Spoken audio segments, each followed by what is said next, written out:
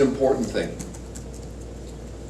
Paul, on defense, last year you guys probably were not happy, and you went in and you got a whole bunch of new starters. And what was your philosophy? What was your discussion like going in with your coaching staff on rebuilding the defense, and what kind of statements did you want to make with a kind of a rebuild? If you're going to play good defense, you got to stop the run. We were better at defending the run on Saturday, but not to the point where you'd say we shut it down or stopped it. So to use your word, the rebuild of the defense always begins with that.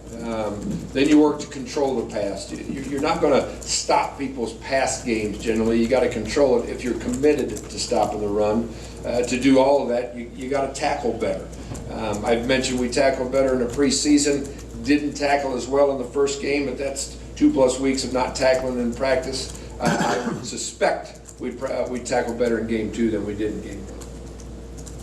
When you look at all those newcomers and JUCOs that did get out there for the first time, did that go according to plan, or did they kind of exceed your expectations? Because I know a lot of times you guys usually say it's not till the middle of the season you feel like they made that transition. No, I wouldn't say they exceeded expectations. I'd say they probably met them because of, I've already expressed the guys that were here in January were well ahead of previous junior college players. I think the guys that arrived in the summer are, about what you just articulated there, not arrived yet. There's a lot to learn, and then a guy like Bobby, who arrived late, he probably still has the farthest to come. So I think it probably met where I expected them to be.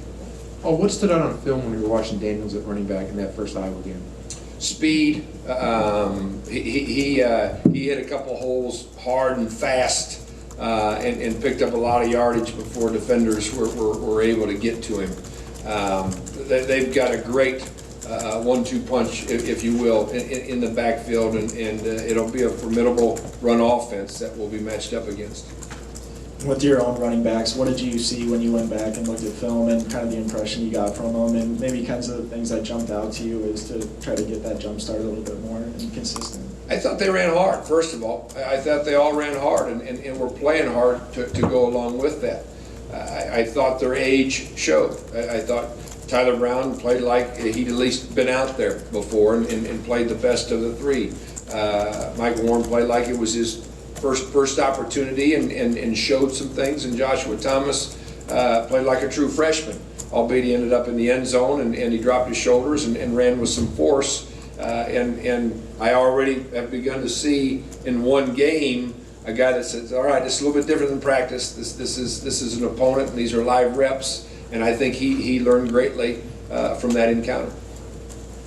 Looking back on the Trevor Ryan punt return for a touchdown, how big was that just to get him more involved, especially after that missed pass? And then, did that, when a ball bounces that many times, are you hoping he maybe tucks it and doesn't run with it? No, he went against rules. He went against rules, fielding that punt and taking off with it. The smart thing was he was in open space and had a lot of room to field it. He still fielded a clean ball, in that it took a candy hop for him, and he was able to pick it up clean. He dropped a pass, as you mentioned, a catchable ball, not a great ball, but a catchable ball. And then he already had a couple punt return opportunities that nothing really had opened up for him. So to get him in space and see him make a couple moves and showcase his speed was good for the program, good for Trevor. If you're just a fan sitting in the stands Saturday with your father, or coach, or player, or whatever, what matchup are you zoning in on?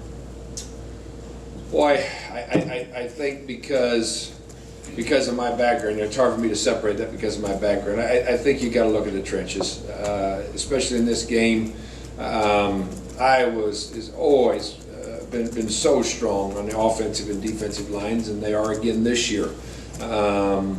We looked improved on our defensive front, still building with that offensive front. So yeah, I think I'm keeping my eyes close to the line of scrimmage. Like 5 campos, that kind of deal?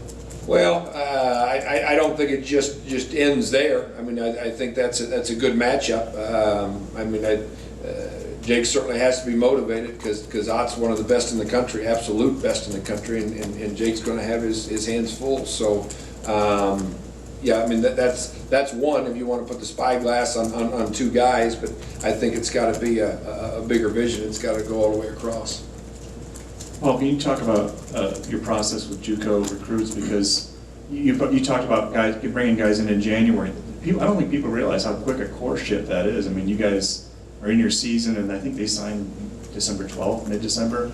Pretty short turnaround there. What is your process with these guys? Well, you're looking for as many December graduates as you can in the recruiting process. With December graduates, you're going to be competing against more people for them.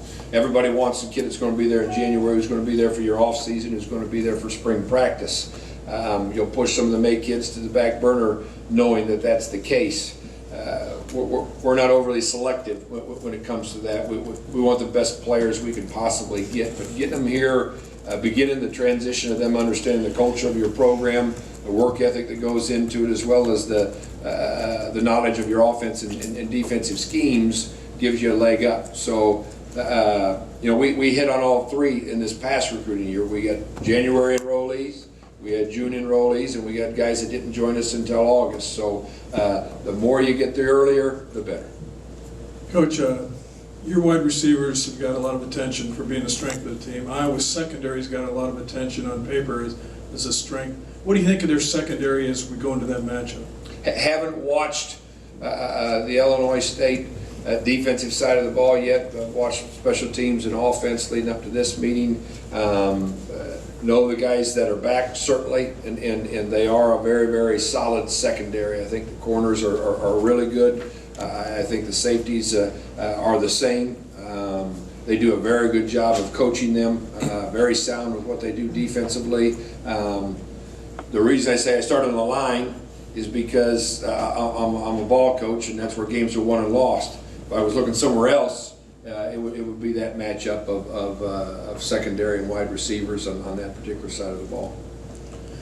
Paul, when you look at Levi Peters, he seems to be the type of kid that most coaches would love to have. He's in-state, walk-on, works hard, fights against adversity, injuries, comes back, and then ends up starting for you. What does he mean for your program on the field now that he's in the starting lineup, but then also off the field and some of the things he does for the community and for kids and what have you? I think you start off the field because he's a captain. So what takes place before game day gets you elected to that position. He's in the hospital with us. He's in the elementary schools. He's doing things that we don't even organize to help out in the communities, whether it's here or back in his local area. A special human being as far as caring and dedicated and giving everything that he has on the field. He's emerged as a good football player, not just a special teams player. He's emerged as a good linebacker, and I think he's getting smarter every day, every week. I would not have classified him as a smart linebacker when he arrived. He had a lot to learn about the position, but he's embraced that. He's learned, and I think his grade showed that, and his production showed it as well. Coach, you've won 3 of the last 4 in this series. Is there something that you've noticed in the past couple of years that you can pinpoint to say, we won this battle, this is why we won this game? No, I think you're playing each one of these games in a different year, just like every game in your season is a different week.